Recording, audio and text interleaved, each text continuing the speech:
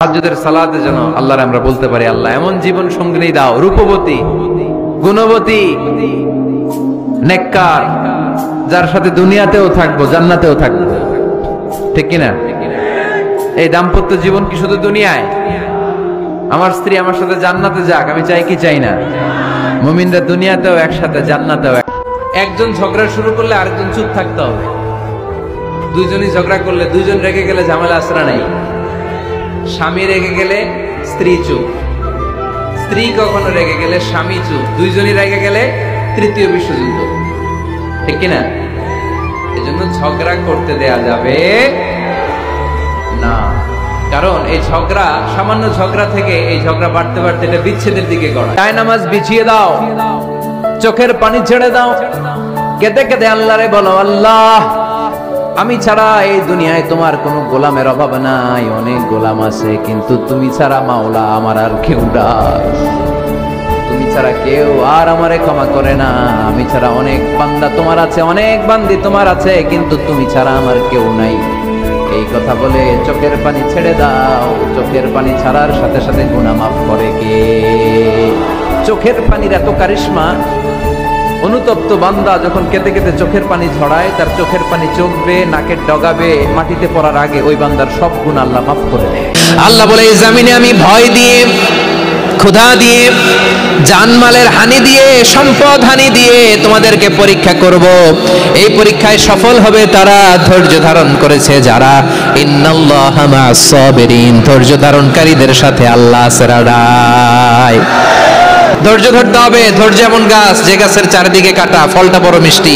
বিশ্বনবী বলেন, আজাবান লি আমরিল মুমিন আন্না আমরাহু কুল্লাহু লাহু খাইর ওয়া লাইসা যালিকা ইল্লা লিল মুমিন ফাইন আসাবাতহু সাররাউ শাকারা ফাকানা খাইরাল্লাহ ওয়া ইন আসাবাতহু দাররাউ সাবারা ফাকানা খাইরাল্লাহ। বিশ্বনবী বলেন, এই যে ঈমানদারদের ব্যাপারটাই আলাদা, ব্যাপারটাই আলাদা। এটা ঈমানদার ছাড়া অন্য কেউ এই বরকত পায় না। কি বরকত?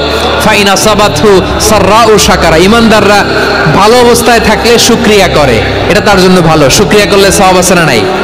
মুমিনরা বিপদে পড়লে ধৈর্য ধরে। আচ্ছা বলেন তো, ধৈর্য ধরলেও সওয়াব আছে না নাই?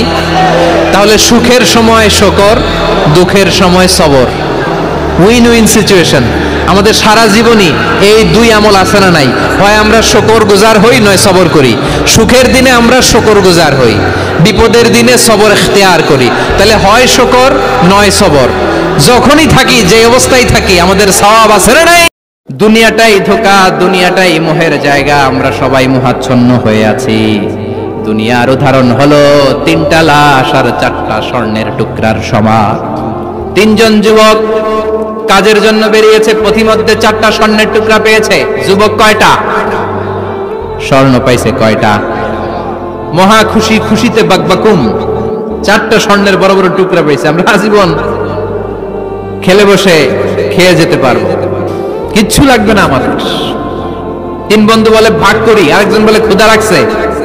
একজন যা বাজার থেকে রুটি কিনে নিয়ে আয়, খাওয়ার পরে ভাগ করবো। একজন রুটি কিনতে গেল, শয়তান দুইটারে বুঝায়, ওইটারে মারতে পারলে ভাগ বটোয়ারা সহজ হবে। তোরা দুইজন স্বর্ণ চারটা, তুই নিবি দুইটা, ও নিবে দুইটা। হিসাব সহজ না? দুই বন্ধু প্ল্যান করছে, ওইটারে মাইরা তুই দুইটা, আমি দুইটা। যেটা রুটি আনতে গেছে, প্ল্যান করেছে রুটির মধ্যে বিষ মিশায় নেই। কি মিশাবো? বিষ। তাহলে বিষ খাওয়া আর রুটি খেয়ে ওই দুইটা শেষ, সব পাবে আমি পাবো, ভাগাভাগির কিছু নাই, সব যাবে আমার কাছে। চারটা স্বর্ণের টুকরার মালিক আমি। রুটির মধ্যে বিষ মেখে নিয়ে এসেছে, ওই দুই বন্ধু প্ল্যান অনুযায়ী ওইটারে ধরে মেরে ফেলছে। এবার মহা খুশি। এক বন্ধু কয়, এবার তো ভাগ বটর আর কিছু নাই, তুই দুইটা, আমি দুইটা, আগে খাইয়া লইস। আগে খাওয়ার পরে এই দুইটাও নাই। তিনটা লাশ, চারটা স্বর্ণের টুকরা, এটাই তো দুনিয়ার জীবন। ঠিক কিনা? আসল জীবন কবর থেকে শুরু হবে, কোন ঠিক কিনা?